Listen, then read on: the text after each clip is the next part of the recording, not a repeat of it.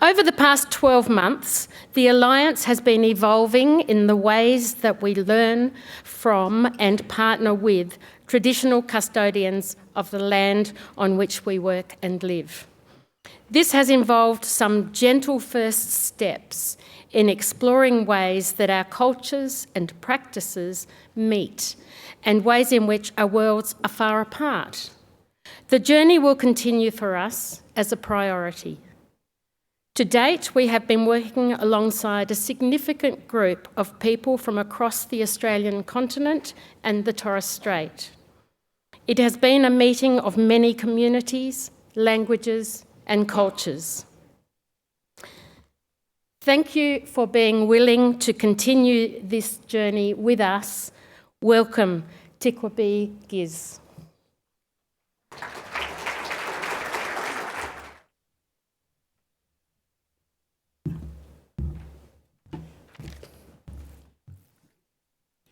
Awana Mantani, it means hello in Tiwi. And thank you, Auntie, to invite me to your country, because I'm very far away and I live in the top end where it's very hot and sweaty, but at the moment I'm very cold. We are elders from many different tribes, and we're from different communities, and we're from north, south, east, west. And always remember, if you're a transgender tribe or a gay man's tribe or a bisexual tribe, we're all one tribe anyway, because skills don't come from the umbrella. But anyway, I'll sing one song, and it's called QUAKAWOOT, and it represents all the different tribes from different nations, and it means let your spirit be good, but when there's trouble, always remember that you are strong, you are a warrior, and always remember that you will have people to protect you. So I want everybody to clap their hands, because it's a spiritual thing, and it represents, when you clap your hands, like in Tiwi tribe, it means it represents the dead. Oh, clap sticks, oh my God. Well, anyway, so you need to start, if you clap your hands, and then I'll start singing. Tarangani poop poop, ngawakawe kawe kawe kawe kawe guruga ngawakawe. Ngia botimu kawe kawe kawe guruga ngawakawe kawe kawe kawe. Then you can stop now. It's a spiritual song. It means that when you're in the living, you make sure that you do what is right, or if you do something wrong, you still remember that you have to do it the best way you can. And when you die, your spirit always reincarnate as the animals and spirits in our world today. And it's a song means that we are one, but we are many. Oh, sorry, it's just. Well, anyway, that's what that song means, that we are one. We are one big tribe. And always remember, no matter what color you are, black, white, brindle, I like the rainbow color, but anyway, that's another color that we all represent, and we have to be who we are today. Thank you.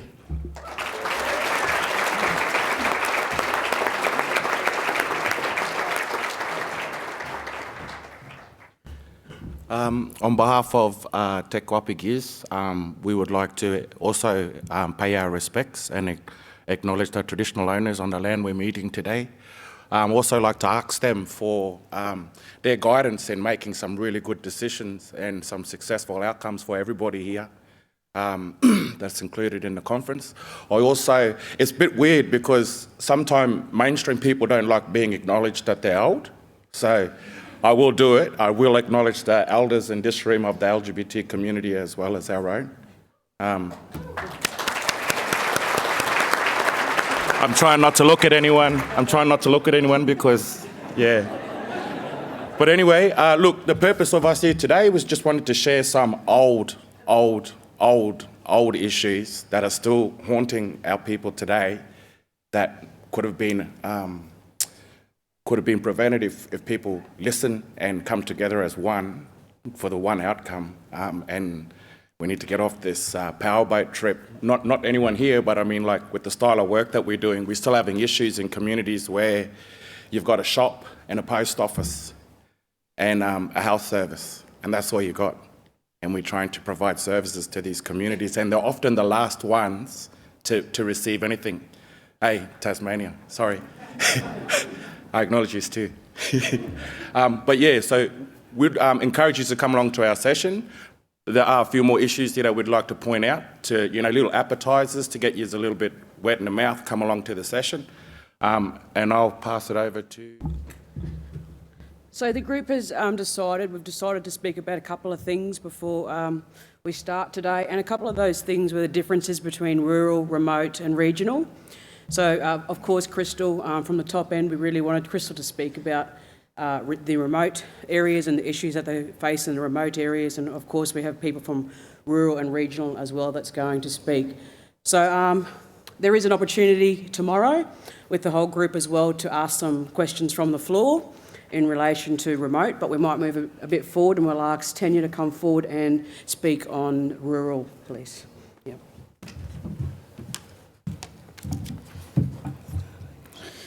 First of all, I'd like to acknowledge Auntie Matilda and also pay my respects to as well to the elders past and present. I would also like to acknowledge the National Health Alliance and pay our respects to the staff for their commitment to us.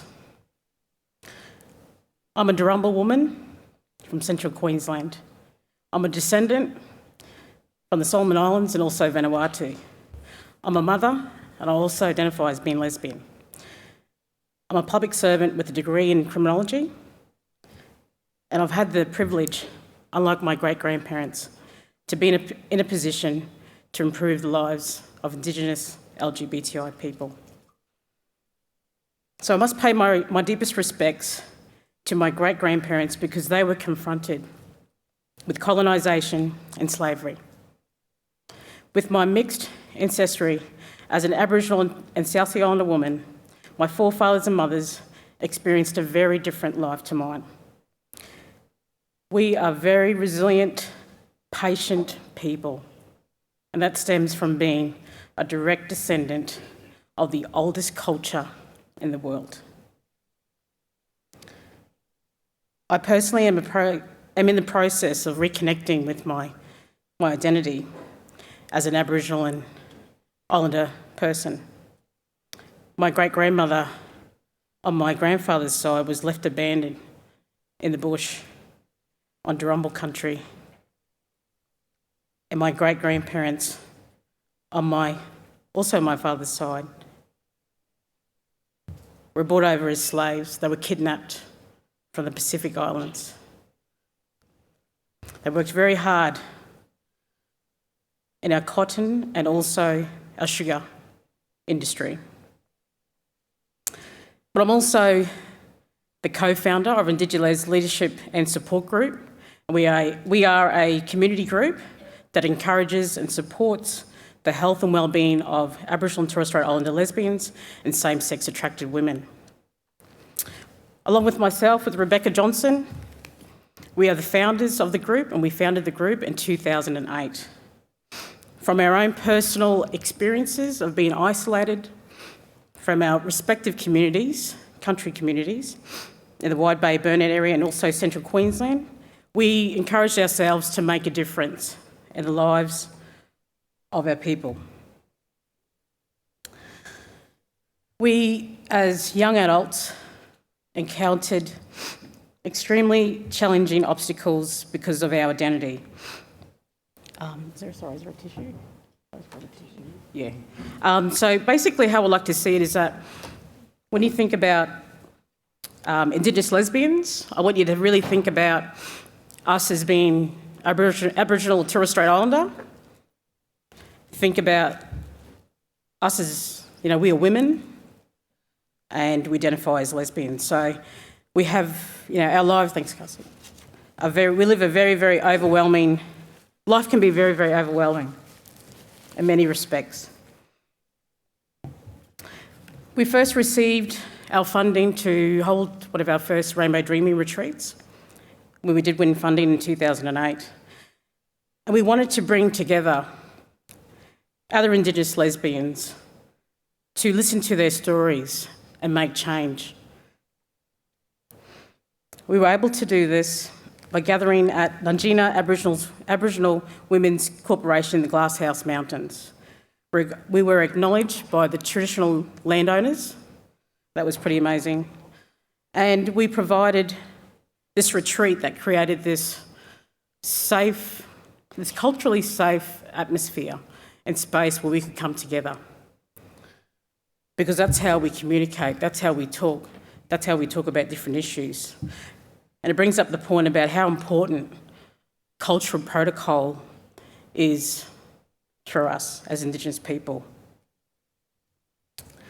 So when we did have the retreat, we held some really empowering and interesting conversations. And we were able to continue with these retreats through funding, but the funding ceased in 2010.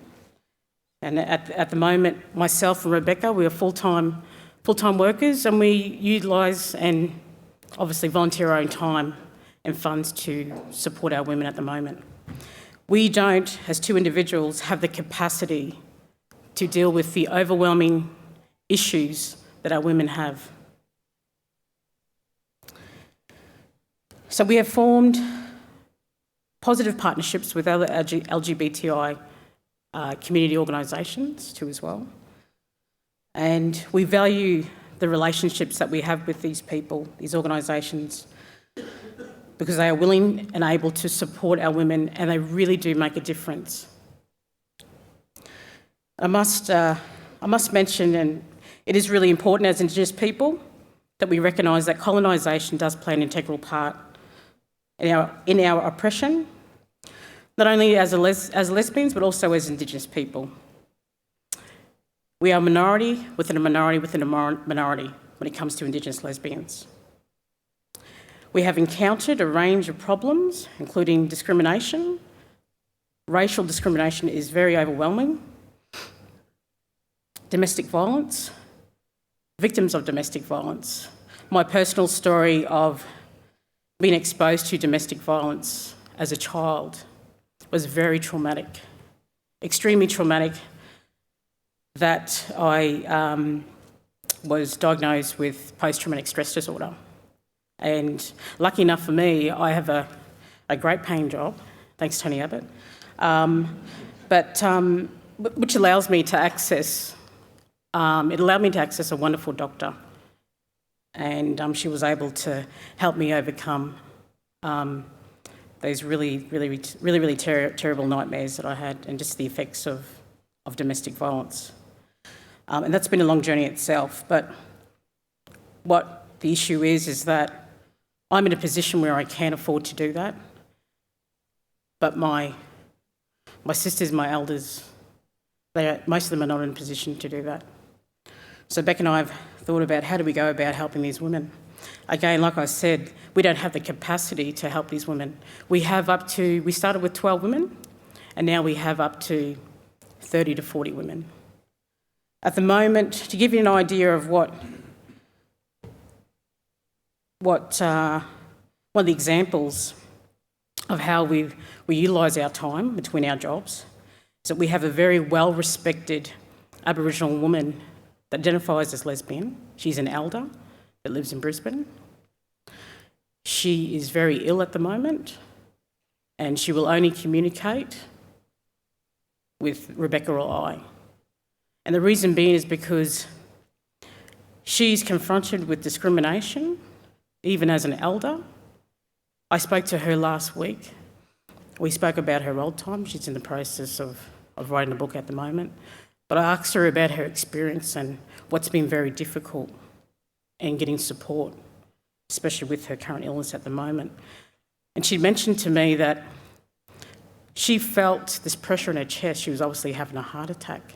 So she phoned the ambulance. And from the time that the ambulance had arrived,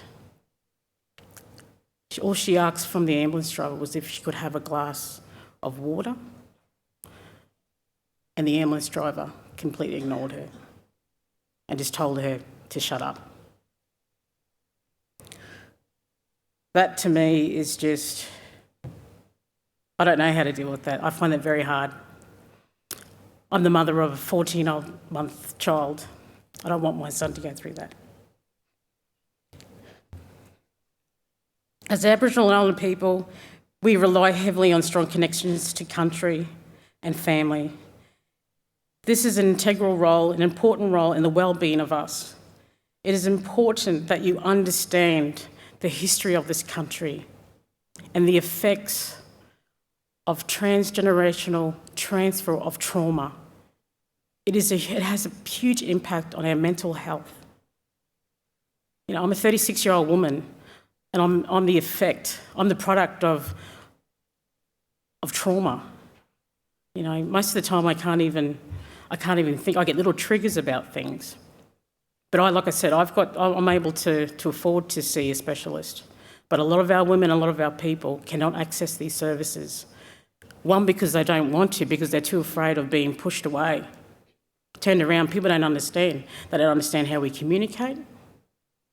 But we have a special role here with the Alliance to be able to make a change for us. So we're here as advocates. We're very passionate about the work that we do. And we ask for your support and your help and assistance and moving forward. Thank you.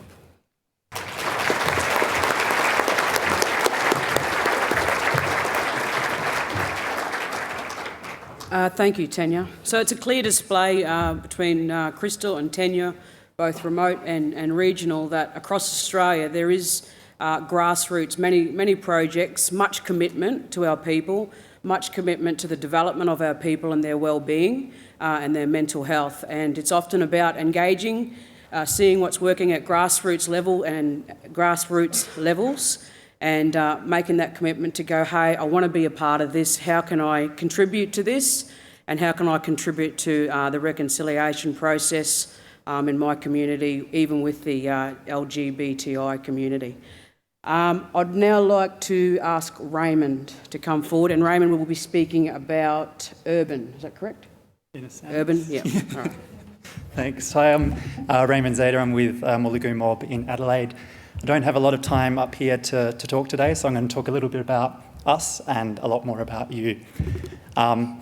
It's not often we actually get to come together, all of us, because we're all in different states and territories around Australia, and it's not often we get to speak to a group of organisations and service providers at the same time. So I want to take this opportunity to bring up a few things that do get raised for us. For most of us, we're actually self-funded groups. We volunteer our time, and we're often contributing financially towards the work that we do. Our groups have all formed at different times over the years, and we've developed a really effective grassroots national network that we all really get along really well together. We represent remote, urban, rural, Aboriginal, Torres Strait Islander, lesbian, gay, bi, brother, boy, sister, girl, and we range in ages from our teens up to our 60s. So while we don't speak on behalf of all LGBTI Aboriginals and Torres Strait Islanders, we do have a really broad range of knowledge, experience and connections to offer. And once organisations learn that we exist, they're always keen to refer people to us and to come and talk to us and ask our advice, particularly around creating culturally appropriate resources and services. And while we're passionate about the work we do, and we really do some great work, the frustrating thing that most organisations fail to see is that we only exist because there are gaps in services. In a perfect world, organisations would be approaching us and saying, we can see why your group exists, and what are some of the things our organisation can do to address those gaps in services. Instead, it's more a case of organisations going, here's a resource we can tap into, let's go and ask them for their views on what we're already planning to do. Then we'll go away and carry on with whatever it is we're doing, and we'll leave them to keep trying to cover those gaps in services. For the organisations, they get to tick some boxes, Indigenous consultation, tick, Indigenous resources produced, ticked, effectiveness of Indigenous resources. Actually, that question rarely gets asked, so we'll leave that. And if it ever does, it's very much a self-assessment of just how effective they are as well.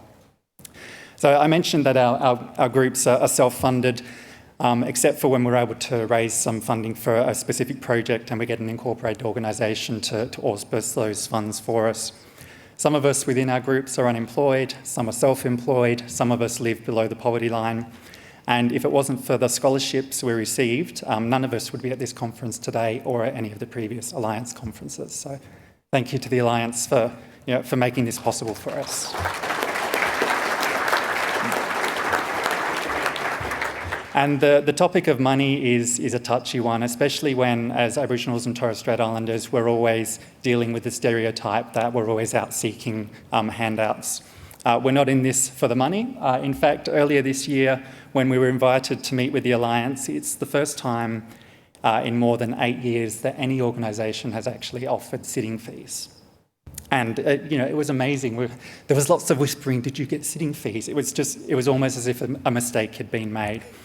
And paying those fees, it was acknowledging that it wasn't simply a community consultation, that it was a recognition of the specialist knowledge that we bring to the table through our years of combined experience together.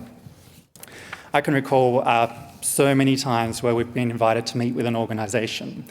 Lunch is provided. And you're sitting across from these 4 or 5 staff members doing the sums in your head and thinking about the hundreds of thousands of dollars of combined salary that these people are earning together as they sit there and demonstrate just how little they know about engaging with Aboriginals and Torres Strait Islanders. And when, all they really needed to do was sit there and say, how do we make our organisation more inclusive? And the short answer to that is by being inclusive. It's as simple as that. There's no huge consultation process that has to happen with that. Take a look at your printed resources, take a look at what you're posting on social media. Earlier in the year, we were dealing with one LGBTI organisation who, in the past 6 years on their Facebook page, had posted more photos of animals than pictures of people from diverse backgrounds. It's take a step back, take a look at what you've been doing and what kind of images you're presenting to your potential customers and clients. The other thing to do is organise a group photo of your staff. If it shows the same level of diversity that we represent in our groups, then you're off to a really good start. But I can't emphasise that enough, because that's, for anybody coming from a diverse background, that really is what we look for when we walk into any place for the first time. And just while I'm talking about staff, let me wrap up by talking about the holy grail of staffing, and that is the Aboriginal specific position. This comes in 2 forms. There's the aspirational form. That's the version that organisations are constantly applying for. We didn't get the funding this year, but we're going to try again next year. And even though that position doesn't physically exist within the organisation, there's still a whole heap of work that kind of gets lumbered onto that person for when they do arrive. The other version of that position is where the position does actually exist, but even then that can be a bit of a cop-out for an organisation. It ticks a great big box for the organisation, but usually what happens is the position is created, somebody gets plonked into that position, and they're expected to work and thrive within the dominant culture of that organisation. Existing staff don't have to do a thing to be more inclusive. Anything that even smells of Indigenous that comes across their desk gets passed off to that position. Again, tick the box, we've handled that. We've got someone on board who can deal with that. And all the responsibility gets passed to that one person within the organisation, and nobody else has to do anything about learning about Indigenous culture and protocols or looking at the current policies and practices of an organisation. So while this introduction may have sounded a little bit whiny, it was actually the perfect opportunity for us to bring up some of this stuff, because often when we're working with organisations, it's really just about maintaining a good working relationship and getting on with the task at hand than trying to deal with these kinds of issues. So I encourage you to go back and have a think about some of these things. And I also encourage you to come along to our workshop on Saturday at 11 o'clock. We'll talk more about our groups and what we do, and we'll talk a lot more about you as well. Thanks.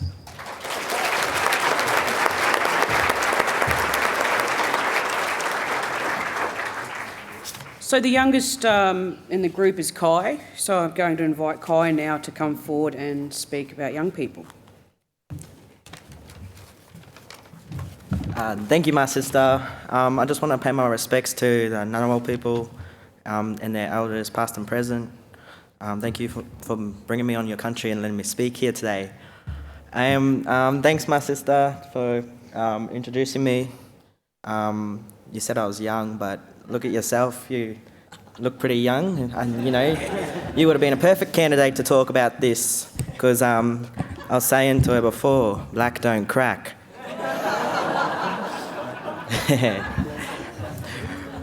Now moving forward, being a youth, because apparently I'm young, we are taught by our elders, the people that come before us. Throughout our lives, we're influenced by the paths that our elders have taken, and that makes us who we are today. Growing up in a technology generation, the youth are being exposed and more informed to the issues that are facing them. With Google on their doorstep, they can just look up anything and have the answer right there for them. But it's still, a very integral part of a youth's upbringing to have their elders guide them. We've been saying this, the technology generation, youth are more likely or more exposed to bullying online.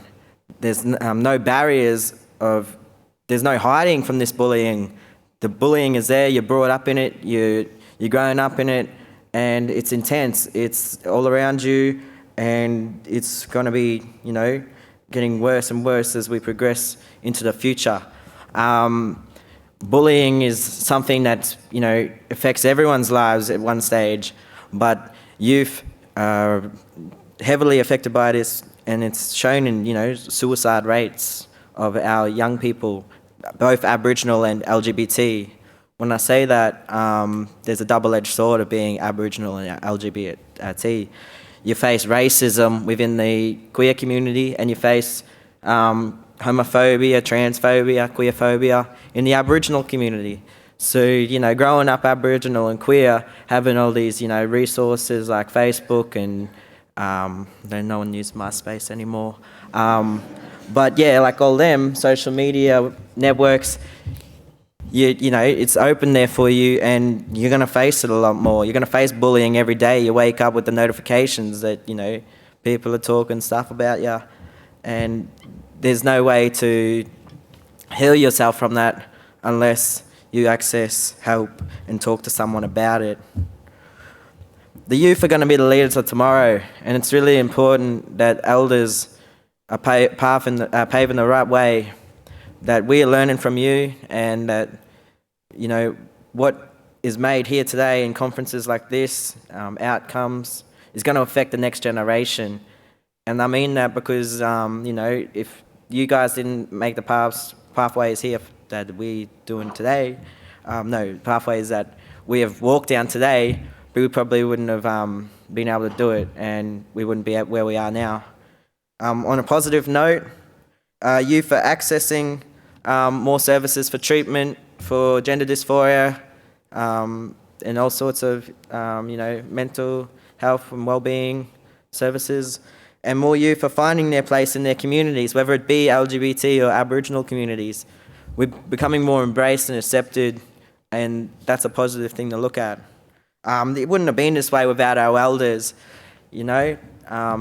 So yeah, it's really important. I keep saying it, but I'm just going to say it one more time. It's really important that you guys have a responsibility, and you guys have to, think thoroughly about how your work and how your work is affecting the next generation. Even the generation that's not born yet. Even my work in the future, how is it going to affect the next generation below me? So yeah. On that note, I guess I can wrap it up. Young people can speak for ages, apparently. So I'm going to shut up. Anyway, thank you for all coming, and thank you for all listening to me have a yarn, spin some yarns, and have a good time at this conference.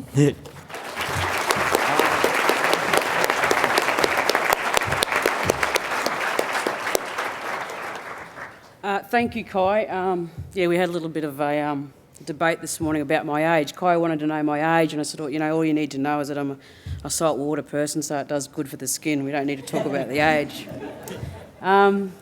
So there's a very big representation here. So we have the top end of Australia, and the reason why I'm saying this is because I want the services out there and the people that are here at the conference to understand that the opportunity tomorrow to come and to listen in a more broad context of what's going on at grassroots level and our interaction and our partnerships. We want you guys to be involved, and we want to be involved with organisations and people that are passionate about working with Aboriginal and Torres Strait Islander, gay, lesbian, transgender, brother, boy and intersex people here in Australia. So we've got the top end of Australia, we've got northern New South Wales, we've got South Australia, we've got Western Australia, we've got Queensland. Actually, do we have Tasmania? Yeah. So we've got Melbourne as well. And we don't have Tasmania, but yeah, it's a very broad area, and I really encourage you to come along and let's share. That's what it's all about. Let's share and walk away with knowledge. Without knowledge, we can't make the improvements and we can't make the changes. So thank you very much. Yeah.